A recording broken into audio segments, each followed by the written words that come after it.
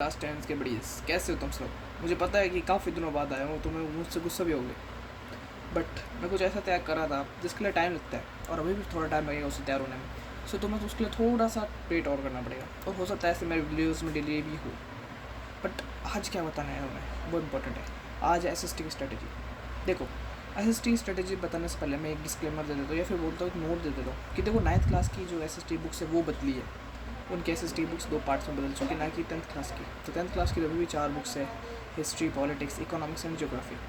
पहले बात की जाए हिस्ट्री की, तो भाई बेकार में चिंता नहीं लेनी हिस्ट्री की। सबसे आसान सब्जेक्ट हो सकता है और मेरे हिसाब से ये एक अकेलता सा सब्जेक्ट हो सकता है भाई जिसका क्वेश्चन आंसर बहुत आसान आते हैं पेपर के अंदर। तो मैं बात बता दूँ साफ साफ, हिस्ट्री में कल मिला के तुम्हारे 3.5 चैप्टर्स हैं, जिसमें से जो लास्ट चैप्टर है प्रिंट रेवोल्यूशन, उसमें से भाई सब सच में बहुत कम आते हैं क्वेश्चन आंसर, ना के बराबर आते हैं। उसके बाद बात कीजिए फर्स्ट और सेकंड चैप्टर में, जिसमें है अपना सबसे ज़्यादा इंपॉर्टेंट सेकंड चैप्टर, क्योंकि उसमें गांधी जी के क्वेश्चन बहुत आते हैं। हर साल होता ही है कि गांधी जी के एक सत्याग्रह से रिलेटेड कोई ना क्वेश्चन आता है। तो अब बात है इन चैप्टर्स को पढ़ना कैसे, तो सबसे पहले मैं तुम्हें एक ट्रिक बता देता हूँ। सबसे पहले तुम्हें टाइमलाइन बनानी है एक, और उस टाइमलाइन को फॉलो करना है। अगर तुम टाइमलाइन के हिसाब से गेम बना मतलब पूरा चैप्टर पढ़ोगे तो तुम आराम से पढ़ सकते हो। जैसे ये सत्याग्रह का कोई भी चैप्टर, मतलब जैसे ये सेकंड चैप्टर उसमें सत्याग्रह की बात होती है, तो तुम कोई भी 3 सत्याग्रह, खेड़ा, अहमदाबाद और गुजरात, उनको टाइमलाइन में बिठाओ और आराम से वो याद हो जाएगी। वैसे तुम रोलर सत्याग्रह के बाद के इवेंट्स, उससे ऐसे सिविल डिसोबीडियंस से पहले के इवेंट्स, ऐसे सब याद कर सकते हो। भाई सच बता रहा हूँ, इनसे ज़्यादा आसान कुछ नहीं है। अगर तुम हिस्ट्री को, मैं तो बोलूँगा कि तुम आराम से पढ़ना, इधर इत्मीनान से, और धीरे धीरे पढ़ना। जल्दी के चक्कर में तो पढ़ नहीं पाओगे। और ख़ास कर एक प्रो टिप है कि भाई हिस्ट्री को कभी 2x में मत पढ़ना।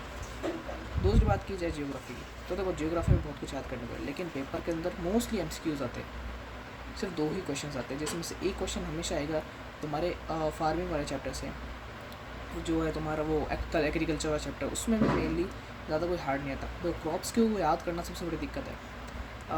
मैं सच बताऊँ तो मैंने अपने टाइम में बहुत ज़्यादा क्रॉप्स याद करने की ट्राई की थी, बट कोई नहीं। तो मैं बस थोड़ा फैमिलियर होना है क्रॉप से, क्योंकि एक MCQ आता है क्रॉप्स के ऊपर। आज तक कोई बड़ा क्वेश्चन नहीं है क्रॉप्स के ऊपर, जब से ये पैटर्न बदला तब से। तो मैं क्रॉप्स को याद करने की कोई ज़्यादा ज़रूरत, हेडिंग नहीं रखनी, थोड़ा सा बस समझ लेना, कुछ खास नहीं। रेनफॉल पे कुछ नहीं आता, ये झूठे कि तुम्हें रेनफॉल याद करनी पड़ेगी, ऐसा कोई क्वेश्चन ना आज तक आया है और ना ही कभी आएगा।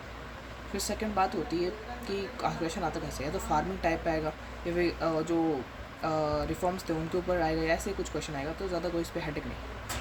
फिर बात आती है कि जियोग्राफी में मेनली ओपन एंडेड क्वेश्चन ज़्यादा आते हैं, उन पर ज़्यादा ध्यान देना, जिनके क्वेश्चन के आंसर तुम्हें खुद देने पड़ते हैं। सो भाई खुद के घोड़े, दिमाग के घोड़े चलाओ, आराम से जीत जाओ। उसके बाद है पॉलिटिकल साइंस।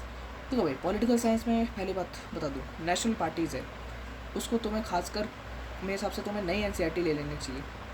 नहीं है तो तुम्हें प्रिंट आउट करवा लेना चाहिए, क्योंकि जो नई NCERT उसके अंदर 6 ही नेशनल पार्टीज़ है, जिसमें आप भी है और एक और है असम की कोई पार्टी, उसको भी इंक्लूडेड करा हुआ है, और 2-3 पार्टी हटाई गई है।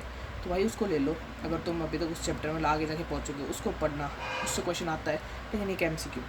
और बात करी पॉलिटिक्स हो, तो मेनली अगर तो मैं सच बताऊँ तो तुम्हें पॉलिटिकल पार्टीज चैप्टर में सबसे ज़्यादा ध्यान देना है, बिकॉज उसके अंदर भाई जो पॉलिटिकल पार्टीज़ के डिसएडवांटेजेस एडवांटेजेस पे ही क्वेश्चन आता है, और कोई हार्ड नहीं आता।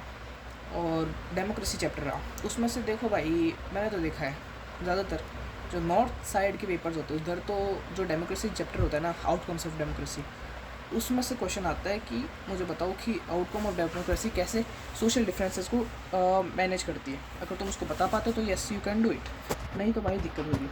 बाद में बात की जाए नेक्स्ट, डेमोक्रेसी के बाद तुम्हारा कौन सा चैप्टर आता है, डेमोक्रेसी।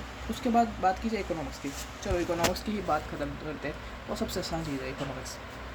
मेनली इसके अंदर क्वेश्चन आते हैं, जिसमें से ग्लोबलाइजेशन में ज़्यादा क्वेश्चन नहीं आए मेरे हिसाब से। इस बार के सिलेबस में ग्लोबलाइजेशन का उतना ही पार्ट है जैसे पिछले साल था। सो केवल 3 पार्ट पढ़ने तुम्हें ग्लोबलाइजेशन के। उसके सिवा देखो भाई इकोनॉमिक्स अगर तुम क्लास में भी अच्छे से पढ़ लो ना, तुम्हें ज़्यादा इंपॉर्टेंट नहीं होगी। और ख़ास करके इकोनॉमिक्स के अंदर बैंक के जो सिस्टम्स है ना, उनको अच्छे से याद कर लेना। इनके साथ प्रो टिप्स, कभी भी रटना मत SST को, समझने की ट्राई करना, नहीं होता तो उन चीज़ों को लिख के ट्राई करना। मैप के ऊपर सबसे ज़्यादा ध्यान देना। तो मेरा 1 नंबर मैप में गया है, तो मुझे पता है भाई बहुत मेहनत करने के बाद कैसा लगता है जब मैप में नंबर चला जाता है। सो खास करके वो एयरपोर्ट और सी पोर्ट पर ध्यान देना भाई, कई बार एयरपोर्ट और सी पोर्ट के नाम याद नहीं आया था पेपर के अंदर। तो आज के लिए इतना ही, और तुम्हारा दिमाग शुभ है, तुम्हारे साथ है। और याद रखना कि 10th ईजी है।